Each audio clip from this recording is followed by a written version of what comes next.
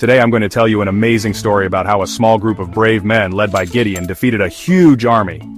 It's a story full of surprises, action, and a little bit of magic. Ready? Let's go. So, long ago, the people of Israel were in big trouble. The Midianites kept attacking them, stealing their food and making life really hard. The Israelites were so scared they hid in caves. Enter Gideon, just an ordinary guy trying to hide while threshing wheat in a winepress. Suddenly, an angel appears and calls him a mighty warrior. Gideon's like, "Who, me?" But God tells him, "I will be with you." Now Gideon gathers a big army of 32,000 men to fight the Midianites. But God says, too many. Why? Because if they win with a big army, they might think they did it themselves. God wants them to know that He is the reason for their victory. So God gives Gideon 2 tests to shrink the army. First, the fear test. Gideon says, "If you're afraid, go home."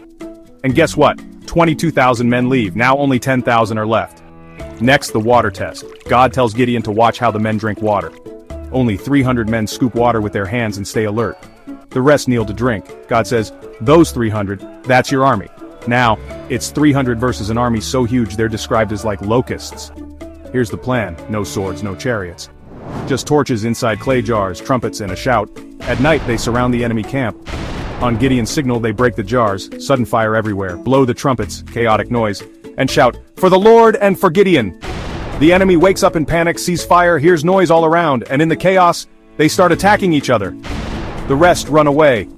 Israel wins without a single sword being raised by Gideon's men. How amazing is that? Remember, kids, sometimes the bravest warriors aren't the ones with the biggest armies. It's the ones who trust and believe. See you next time.